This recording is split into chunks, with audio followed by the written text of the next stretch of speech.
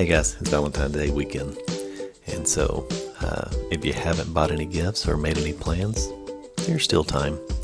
So let's make it happen. But with that in mind, I really thought I would spend today's lesson on looking at love from a biblical point of view.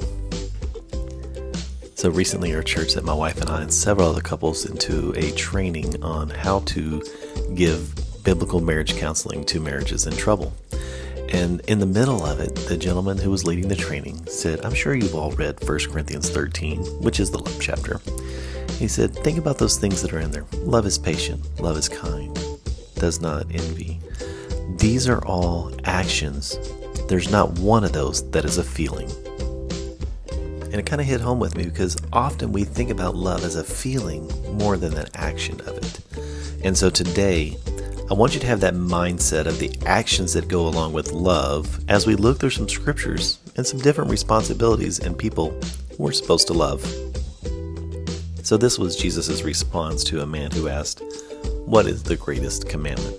Jesus answered, love the Lord your God with all your heart, with all your soul, with all your mind. Again, not feelings, these are actions. This is the greatest and the most important commandment.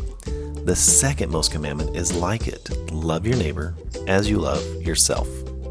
I love this one in the context of love being actionable. 1 Peter 4:8 says, above all, have fervent and unfailing love for one another, because love in action covers a multitude of sins. It overlooks unkindness and unselfishly seeks the best for others. Funny enough, I couldn't find a Bible verse that talked about wives loving their husbands, but I did find several where wives had actions toward their husbands that they could do to show their love.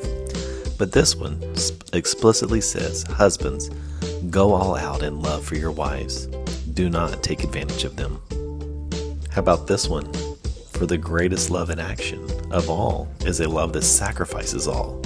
And this great love is demonstrated when a person sacrifices his life for his friends. What an action. I wanted to finish us up with this one here. But anyone who does not love does not know God, for God is love. I mean, we've all memorized John 3:16. For God so loved the world that he gave. Love is always an action. And so we're to follow God's example of those actions in loving our neighbor, loving each other, loving our children, loving our spouse, even loving those who don't love us. So this weekend, take time to find someone to show love to.